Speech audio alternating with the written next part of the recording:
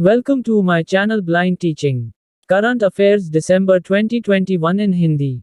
संयुक्त अरब अमीरात यूएई ने फ्रांस के साथ 80 राफेल लड़ाकू विमानों के लिए 14 अरब यूरो के समझौते पर हस्ताक्षर किए हैं।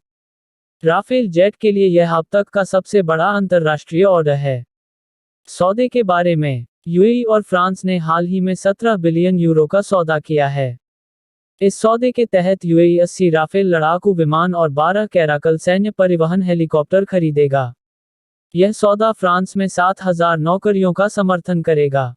साथ ही यह 2031 तक डसॉल्ट एविएशन निर्मित विमान की आपूर्ति श्रृंखला की गारंटी देगा। संयुक्त अरब अमीरात के प्रतिद्वंद्वी कतर ने हाल ही में फ्रांस से 36 राफेल जेट खरीदे थे। राफेल जेट यूएई के मिराज 2000 बेड़े की जगह लेंगे। आलोचना, यूएई फ्रांस के रक्षा उद्योग के सबसे बड़े ग्राहकों में से एक है। 2011 से 2020 के बीच यूएई ने फ्रांस से 4.7 बिलियन यूरो का सैन्य सामान खरीदा है। इसने यूएई को फ्रांस का 5वां सबसे बड़ा हथियार ग्राहक बना दिया है। यमन के खिलाफ इन हथियारों में से कुछ का इस्तेमाल किए जाने पर फ्रांस की आलोचना की गई थी। यमन में एक सऊदी नेतृत्व वाला गठबंधन ईरान समर्थित विद्रोहियों के खिलाफ लड़ रहा है और संयुक्त अरब अमीरात सऊदी नेतृत्व वाले गठबंधन का हिस्सा है। कृषि जलवायु क्षेत्र वह भूमि है जो विशेष प्रकार की फसल उगाने के लिए उपयुक्त होती है। सतत कृषि उत्पादन के लिए देश में भूमि को कृषि जलवायु क्षेत्रों में चित्रित करना आवश्यक है। भारत के कृषि जलवायु क्षेत्र कौन से हैं? भारत में 15 कृषि जलवायु क्षेत्र हैं।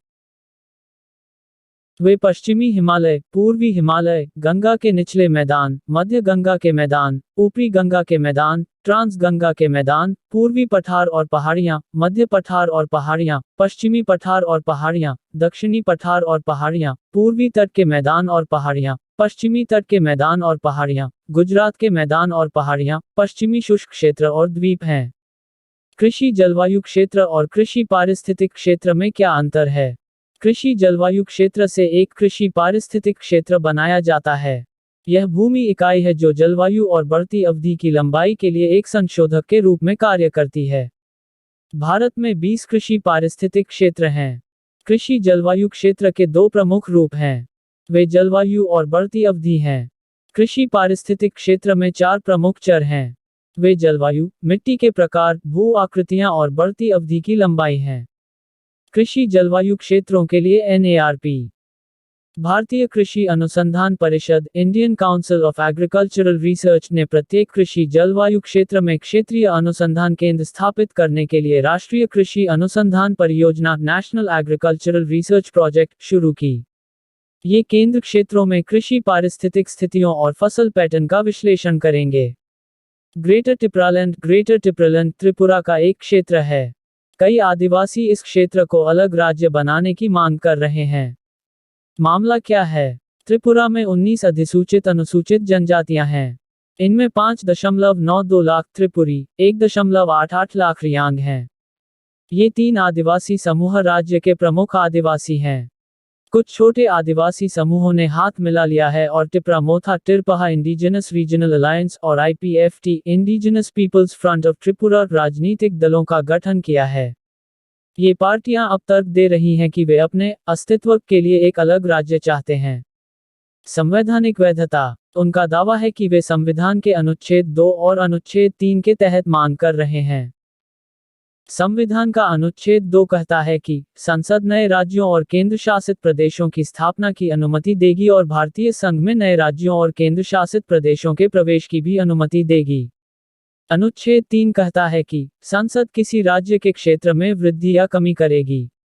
मामला सामने क्यों आया? त्रिपुरा पर 13वीं शताब्दी के अंत से 1949 में भारत सरकार के साथ विलय के दस्तावेज पर हस्ताक्षर करने तक माणिक्य वंश माणिक्य डायनेस्टी का शासन था। विलय का दस्तावेज स्वतंत्रता के बाद भारत संघ में प्रवेश करने के लिए भारतीय राज्यों द्वारा हस्ताक्षरित दस्तावेज है। समय के साथ इस क्षेत्र की कुछ स्वदेशी जनजातियां राज्य में अल्पसंख्यक हो गई हैं। यह मुख्य रूप से 1971 के युद्ध के दौरान पूर्वी पाकिस्तान से बंगालियों के विस्थापन के कारण हुआ। 1881 में राज्य में आदिवासियों की आबादी 63.77% थी। 2011 में यह संख्या घटकर 31.8% हो गई। हवाई यात्री 2022 से अपने बोर्डिंग पास के रूप में फेस स्कैन का उपयोग कर सकते हैं। यह सुविधा शुरू करने वाले पहले हवाई अड्डे कोलकाता, पुणे, वाराणसी और विजयवाड़ा हैं। योजना। इस परियोजना को लागू करने के लिए भारतीय विमानपत्तन प्राधिकरण द्वारा NIC कॉर्पोरेशन प्राइवेट लिमिटेड को चुना गया है। फेस रिकग्निशन डेटा का विवरण डिजी यात्रा सेंट्रल इकोसिस्टम में स्टोर किया जाएगा। इस सेवा का लाभ उठाने के लिए यात्री को मोबाइल एप्लीकेशन के माध्यम से प्रस्थान करने वाले हवाई अड्डे के बायोमेट्रिक बोर्डिंग सिस्टम पर PNR चेहरे की बायोमेट्रिक्स भेजनी होगी। यात्री सेवा का विकल्प नहीं चुनने का विकल्प भी चुन सकता है। National institute of standard and technology द्वारा डिजाइन किए गए सॉफ्टवेयर का उपयोग करके चेहरे की पहचान की जाएगी। डिजी यात्रा नीति, डिजी यात्रा पॉलिसी। इस परियोजना को डिजी यात्रा नीति के हिस्से के रूप में लागू किया जाएगा। यह नीति नागरिक उड्डयन मंत्रालय द्वारा लागू की जा रही है। इसके तहत मंत्रालय का लक्ष्य हवाई अड्डों पर यात्रियों की बायोमेट्रिक आधारित डिजिटल प्रोसेसिंग उपलब्ध कराना है। यह यात्रियों को सुरक्षा स्कैनर के माध्यम से तेजी से गुजरने में मदद करता है। प्रधानमंत्री नरेंद्र मोदी कई अन्य परियोजनाओं के साथ दिल्ली देहरादून कॉरिडोर का उद्घाटन करने वाले हैं। यह कॉरिडोर दोनों शहरों के बीच की दूरी को 248 किलोमीटर से घटाकर 180 किलोमीटर कर देगा। अन्य परियोजना 120 मेगावाट व्यासी जलविद्युत परियोजना, 38 किलोमीटर की श्रीकोट और देवप्रयाग के बीच हर मौसम में चलने वाली चारधाम सड़क परियोजना, 33 किलोमीटर की कौडिल्य और ब्रह्मपुरी सड़क, Delhi Dehradun corridor. PM Modi Delhi Dehradun corridor का शिलान्यास करेंगे। इस कॉरिडोर को 8,300 करोड़ रुपए की लागत से बनाया जाएगा। इस परियोजना को इंजीनियरिंग, खरीद और निर्माण प्रोक्योरमेंट एंड कंस्ट्रक्शन मोड में निष्पादित किया जाना है। EPC मोड में सरकार सड़कों के निर्माण के लिए निजी डेवलपर को भुगतान करती है और टोल राजस्व सरकार को प्राप्त होता है। इस राजमार्ग को 4 खंडों में विभाजित किया जाएगा। सेक्शन 1 को 6 लेन के रूप में विकसित किया जाएगा। साथ ही इसे 2 पैकेज में बांटा गया है। पैकेज 1 दिल्ली के हिस्से में आता है और पैकेज 2 उत्तर प्रदेश के हिस्से में आता है। इस कॉरिडोर का मुख्य उद्देश्य उत्तर पूर्वी दिल्ली से भीड़भाड़ कम करना है। यह कॉरिडोर उत्तर प्रदेश सरकार की मंडोला विहार योजना और ट्रोनिका शहर की विकास क्षमता को भी बढ़ाएगा। हर साल भारतीय नौसेना दिवस 4 दिसंबर को मनाया जाता है। इस वर्ष भारतीय नौसेना दिवस निम्नलिखित थीम पर मनाया जा रहा है। Theme: combat ready, credible and cohesive. यह थीम संदेश भेजती है कि भारत हिंद महासागर क्षेत्र में चीनियों की गतिविधियों पर नजर रख रहा है और भारतीय नौसेना किसी भी समय चीनी सेना का सामना करने के लिए तैयार है। ऑपरेशन ट्राइडेंट के उपलक्ष्य में हर साल भारतीय नौसेना दिवस मनाया जाता है। कराची हार्बर पर हमला करने के लिए 1971 के भारत-पाकिस्तान युद्ध के दौरान भारतीय नौसेना द्वारा यह ऑपरेशन शुरू किया गया था। ऑपरेशन ट्राइडेंट 4 दिसंबर की रात में शुरू किया गया था। इस हमले के दौरान भारतीय नौसेना ने कराची स्थित पाकिस्तान नौसेना मुख्यालय में ईंधन भंडारण टैंकरों को तबाह कर दिया था। भारतीय नौसेना ने पाकिस्तानी नौकाओं में से 4 को डुबो दिया और इसमें 500 पाकिस्तानी नौसेना कर्मी मारे गए। 1971 के भारत-पाकिस्तान युद्ध के दौरान पहली बार भारत ने एंटीशिप मिसाइल तैनात की थी। ऑपरेशन ट्राइडेंट के बाद ऑपरेशन पायथन किया गया था। ऑपरेशन ट्राइडेंट के दौरान पहले हमले के बाद पाकिस्तानी नौसेना ने व्यापारिक जहाजों के साथ मिलकर भारतीय नौसेना को मात देने का प्रयास किया। पाकिस्तानी नौसेना के इस कदम का मुकाबला करने के लिए ऑपरेशन पायथन शुरू किया गया था। भारतीय नौसेना दिवस का इतिहास। इससे पहले ब्रिटिश शासन के दौरान भारतीय नौसेना दिवस अक्टूबर के महीने में रॉयल नेवी के ट्राफल्गर दिवस के साथ मनाया जाता था। ट्राफल्गर दिवस 21 अक्टूबर को पड़ता है। भारतीय नौसेना। भारत का राष्ट्रपति भारतीय नौसेना का सर्वोच्च कमांडर होता है। एक 4 सितारा एडमिरल को भारतीय नौसेना के प्रमुख के रूप में नियुक्त किया जाता है और वह नौसेना की कमान संभालता है। भारतीय नौसेना की स्थापना 1612 में ब्रिटिश व्यापारी जहाजों की सुरक्षा के लिए की गई थी। ऑपरेशन ट्राइडेंट क्यों शुरू किया गया था? 3 दिसंबर 1971 की शाम को पाकिस्तान ने भारतीय वायुसेना के ठिकानों पर हमला कर दिया। हमले के जवाब में भारतीय रक्षा बल ने ऑपरेशन ट्राइडेंट शुरू किया। 3 उच्च गति मिसाइल नौकाओं को कराची बंदरगाह की ओर भेजा गया। जिकव डी कोवैक्सीन के बाद दूसरा स्वदेशी टीका है। जिकव डी की अनूठी विशेषता यह है कि यह सुई रहित टीका है। सबसे पहले जिकव डी वैक्सीन को 7 राज्यों में लॉन्च किया जाएगा। वे तमिलनाडु, बिहार, महाराष्ट्र, झारखंड, पंजाब, पश्चिम बंगाल और उत्तर प्रदेश हैं। जिकव डी वैक्सीन। यह टीका केवल 12 से 19 वर्ष के आयु वर्ग के व्यक्तियों को ही दिया जाएगा। जिकव डी को सुई मुक्त एप्लीकेटर का उपयोग करके प्रशासित किया जाता है। यह 3 खुराक वाला टीका है। इसे पहली खुराक के 28वें दिन और 56वें दिन लगाया जाता है। जिकव डी की कीमत 376 रुपये है।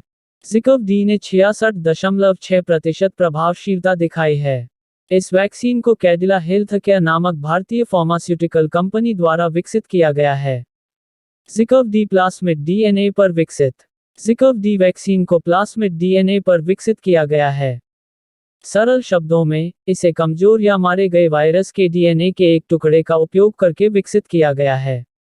जब यह डीएनए टुकड़ा शरीर में इंजेक्ट किया जाता है, तो मानव प्रतिरक्षा प्रणाली वायरस के खिलाफ प्रतिक्रिया करना सीखती है।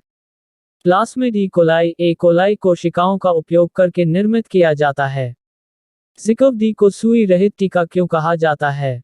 जिकव डी को जेट इंजेक्टर का उपयोग करके इंजेक्ट किया जाता है। एक जेट इंजेक्टर एक इंजेक्शन सिरिंज है। यहाँ तरल की एक संकीर्ण उच्च दबाव धारा त्वचा की सबसे बाहरी परत में प्रवेश करती है।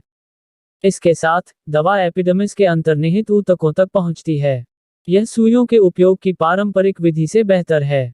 ऐसा इसलिए है क्योंकि इस पद्धति में टीके कोशिका प्लाज्मा झिल्ली और परमाणु झिल्ली में यात्रा करते हैं। दूसरी ओर, पारंपरिक तरीके कम इम्यूनोजेनेसिटी देते हैं।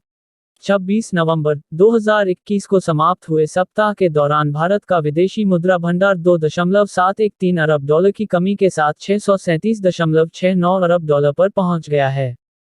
विश्व में सर्वाधिक विदेशी मुद्रा भंडार वाले देशों की सूची में भारत चौथे स्थान पर है। इस सूची में चीन पहले स्थान पर है। विदेशी मुद्रा भंडार, इसे फॉरेक्स रिजर्व या आरक्षित निधियों का भंडार भी कहा जाता है। भुगतान संतुलन में विदेशी मुद्रा भंडारों को आरक्षित परिसंपत्तियां कहा जाता है तथा ये पूंजी खाते में होते हैं। ये किसी देश की अंतर्राष्ट्रीय निवेश स्थिति का एक महत्वपूर्ण भाग हैं।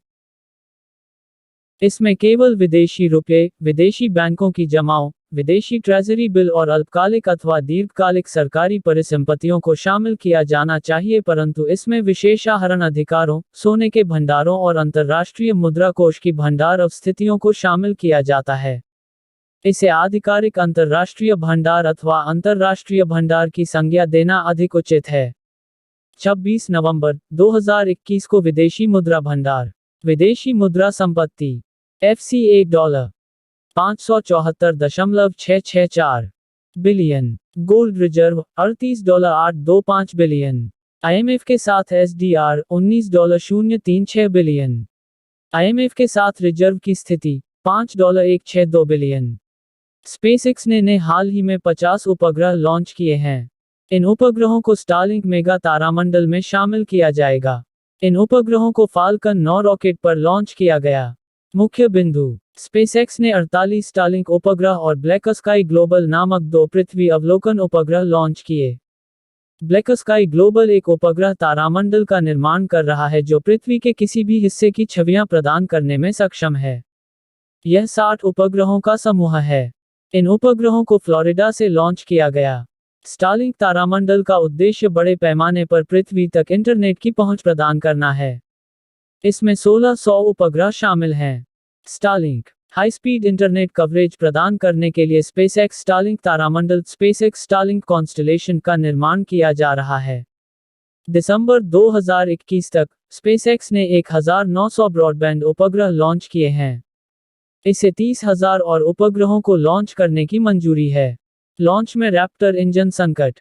लॉन्च से कुछ समय पहले स्पेसएक्स के CEO एलोन मस्क ने घोषणा की कि रैप्टर इंजन संकट के कारण कंपनी दिवालिया हो सकती है। रैप्टर स्पेसएक्स का एक विशाल इंजन है। इसका उपयोग स्पेसएक्स की अगली पीढ़ी के लॉन्च सिस्टम जिसे स्टारशिप कहा जाता है के लिए किया जाना है। रैप्टर इंजन में मलिन 1D इंजन की तुलना में दोगुनी शक्ति है। मलिन 1D इंजन का उपयोग फाल्कन 9 रॉकेट को शक्ति प्रदान करने के लिए किया जाता है। रैप्टर इंजन में प्रयुक्त प्रोपेलेंट तरल मीथेन है। हमें उम्मीद है आप लोगों को करंट अफेयर्स पसंद आए होंगे। अगर आपको हमारी ये कोशिश अच्छी लगी तो अपने दोस्तों के साथ शेयर करना ना भूलें। यदि आपको फ्यूचर में कुछ बनना है तो ब्लाइंड टीचिंग चैनल को सब्सक्राइब कर लीजिए। Thank you friends. Subscribe my channel.